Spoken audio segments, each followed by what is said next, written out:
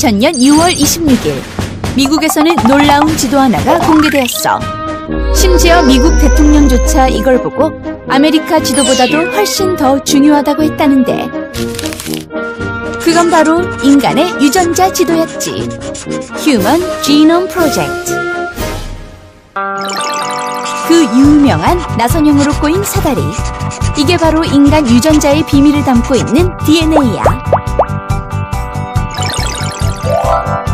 여기엔 무려 330억 개의 글자들, 즉 유전 정보가 들어있어. 드디어 인간은 DNA의 암호를 모두 해독해낸 거야. 와우! 유전자 지도로 우리 몸의 모든 비밀을 풀 수 있을 거라고 생각한 사람들은 이제 암도 고칠 수 있다며 꿈에 부풀었지. 그러나 사람들은 금세 깨달았어. 유전자 지도만으로는 할 수 있는 일이 그렇게 많지 않다는 걸. 왜냐고? 비밀은 유전자가 아니라 유전자를 껐다 켰다 할 수 있는 스위치에 있다는 새로운 사실이 밝혀졌거든.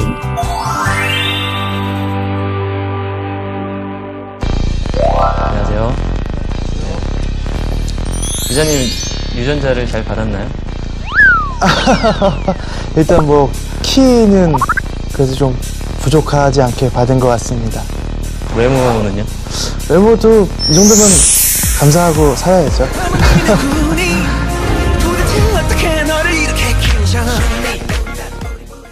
사람들이 솔직히 몰라요. 이게 DNA가 뭔지 염색체가 뭔지. 되게 헷갈려요. 사람들이 맨날 헷갈리는 게 염색체가 뭐냐, 유전자가 뭐냐, DNA가 뭐냐, 그리고 염기사율은 뭔데, 이런 식으로 나오거든요. 근데 따지고 보면 염색체는 일단 이거예요. 이게 이제 46개, 23쌍이 있고 각각 23개씩 엄마 아빠로부터 물려받습니다. 그럼 이제 이거를 들여다보면은 염기서열이라는 게 쫙 꼬여있어요. 이게 DNA예요. DNA에 이제 뭐가 들어가 있냐가 이제 염기서열인 건데, 그래서 이게 뭐 키가 크는 유전자라느니 뭐 눈 색깔이 갈색이니 까만색이니 그런 게 이런 유전자에 의해서 결정이 됩니다. DNA를 알면 그 사람의 그 모든 걸 다 알 수 있단 말인가요? 처음엔 그럴 줄 알았죠.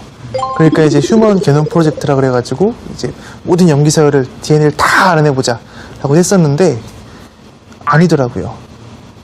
DNA 중엔 쓰이는 것도 있고 안 쓰이는 것도 있고, 예를 들어 이제 뭐 어렸을 때 갈라진 쌍둥이라고 하면은 한 명은 이제 뭐 잘 먹고 잘 자랐고 한 명은 이제 약간 뭐 어려운 환경에 있었다고 하면은 이 둘의 키도 달라지고 모든 게 바뀌어 버려요. 나중에 만났을 때는 이제 뭐 형제인 걸 알 수 있겠죠. 하지만 정말 이 둘이 쌍둥이였을까?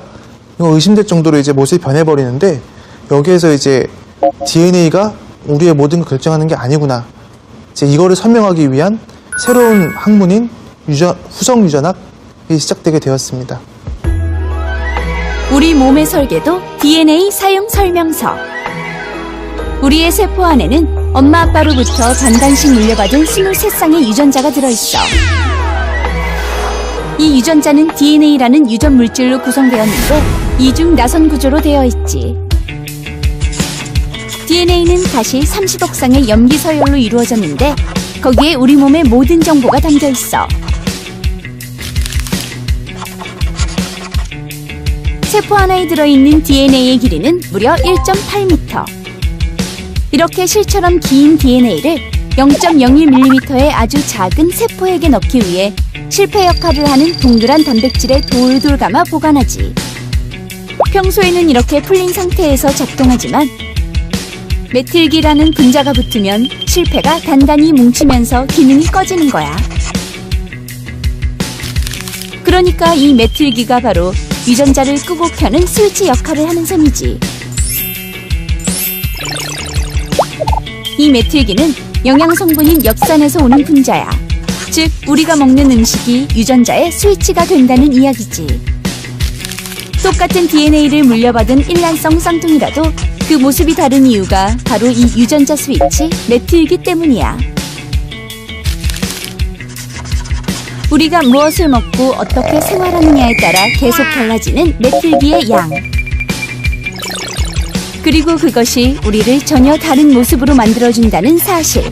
어때? 놀랍지 않니? 역사적으로도 좀 큰 사례가 있습니다.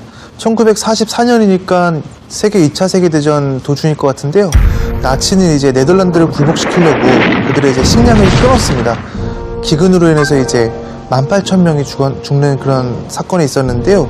이때 태어난 아기들이 그 트라우마를 물려받았다고 해야 될까요? 이래서 이제 더 체중이 작고 크기도 왜소하고 그리고 조현병, 그러니까 정신분열증이라고도 많이 하죠. 조현병을 앓는 사례가 더 늘어난 걸로 보고가 됐습니다. 그래서 이제 당시에 그 선대가 겪었던 경험들이 이제 트라우마처럼 후대로 전달된 DNA의 유전자의 변화가 생긴 그런 사례로 볼 수 있습니다.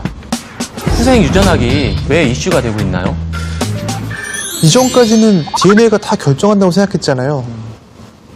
그래서 이제 내가 공부 못하는 거는 엄마 아빠 잘못이고 뭐 키가 작은 것도 엄마 아빠 잘못이었는데 이젠 그렇지가 않아진 거죠. 자기가 어떻게 하느냐에 따라서 유전을 극복할 수가 있게 된 거예요.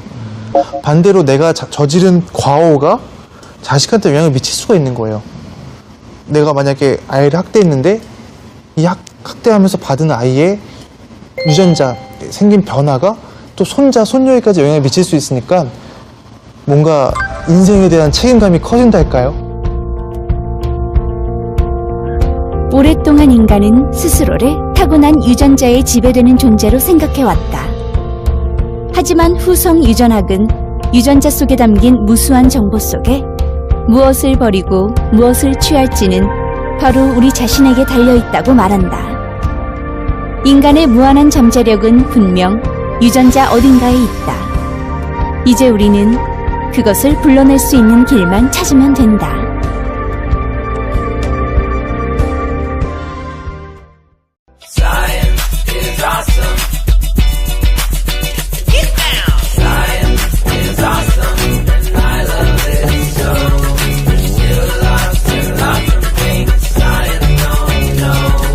Comforting to know that we don't know everything.